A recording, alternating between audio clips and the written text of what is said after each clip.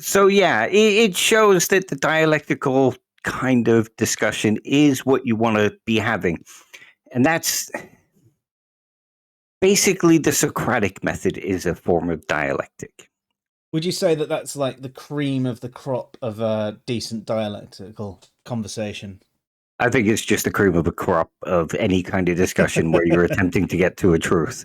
Yeah. I know people like to kind of refer to street epistemology as a form of the Socratic dialogue, but it's not, because it's not a two-way discussion aimed at getting to a truth. It's only half the Socratic dialogue, where it's you're getting them to question how they know something. But in the Socratic dialogue, you would get them to question it and get them to realize, okay, maybe I don't know what I thought I know. Now let's work together to come to better definitions or better understandings. And that bit is missing from the street epistemology. Fair. Yeah, that makes a lot of sense. And I think if you're going to have a decent discussion, that's what you need to do. And you also might have to be willing to realize that you don't quite know what you thought you knew. Mm. So during the Socratic dialogue, you'll both come to this realization, oh shit, neither of us actually know what we're talking about. So shall we go away and learn and come back and finish the discussion later? Mm. Yeah. I to be honest, it's like we were talking about fruitful discussions the other day. Are the ones that, even if neither of you have changed your opinion on anything, you come away and go, I need to look up this thing because I realize I don't know enough about this particular topic. So I'm going to look into this a little bit more. And you come back and you have the conversation the next day. You've already built the rapport from the previous day, and you can come back in and go, hey, I've done a bit of reading on this. Have you read this thing? Did you know much about this? And yeah. Exactly. I suppose the problems people might have with especially Socratic style questioning, and it's one of the things that I've noticed when I do my best to do that, especially in places like Twitter, is where I'm trying to ask someone a bit about what they know about. That they start off with a grandiose statement. Let's go with, say, morality is wholly subjective. Well, what makes you say that? Because it is. But what makes you think that it is? Because it's an opinion. Okay, but what makes you think that it's... And then you start bit by bit, and they start making slightly longer statements, and you start having slightly bigger questions, and you're trying to get them. And I do find sometimes people go, I don't want to go down this rabbit hole with you. Just tell me your point. It's like, my point right now is to understand what your understanding of morality is so that I can have a conversation with you knowing what you know. And maybe pointing you into some things that I've read, and maybe you'll teach me some things that I won't know. Oh, just get to the point. And you're like, that is the point. That's why I'm having the discussion. That's why I like to have discussions online. It tests my knowledge. It tests your knowledge. Hopefully we both learn something, or at least one of us does. At the very least, we learn a little bit of something about each other and what we both know and what we both don't know. And sometimes through asking these questions as well, I find, shit, I don't even know the answer to that one. Where did that question come from?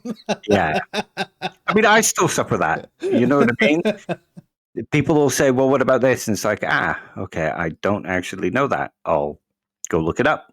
Yeah. Luckily, I've got lots of nice resources at hand where I can, and not everybody has that available. So discussions could take that bit longer. But even I have problems like that. So that says something. Do you know what I mean? Mm. Yeah, I suppose it shows that you're doing it the right way, especially if you can acknowledge the fact that I don't know enough about this. I need to look up this thing as well. Yeah, it's Well, interesting to me though that how people do turn round, and when you're trying to do this and you're trying to have a dialectical conversation and you're trying to understand them and you're trying to and I do at the start of my conversations try and focus mostly on them so that I'm not putting myself into it, just so that they can explain their story. But you still get that response where they're just so aggressive about everything and they're just still looking for that fight, and that is the bit that I struggle with breaking down. It tends to go, excluding the ones that I do manage to bring round and have a decent discussion with. It tends to go either they completely blow up, like seems like where the hell did that come from, or it goes into a repetitive sort of fight thing in which I switch off, or it goes into I get caught up in it, and I start giving slightly more snarky responses, slightly more sarcastic responses.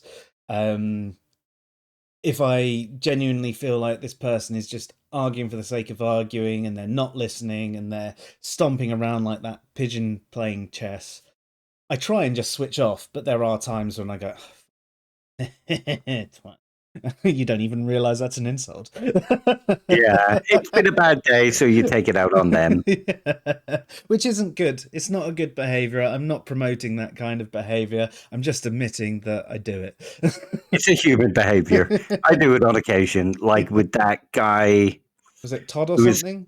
Something like that, yeah. You can't have a conversation with that kind of person, but they'll keep talking at you, so you just throw in some comical gifs and whatnot and some snarky remarks. The guy that liked his own posts 20 times. 20 times. I called him out on it, at the time I called him out on it, it was 17. It was like, I like these posts not because they're mine, but because they're related to the Bible. But some of them were just like, okay then. That he was just like, and it's like, how's that relate? And God saith, okay then. Liketh all thine posts on the Facebooketh. Yeah. Oh no, Twitter, wasn't it?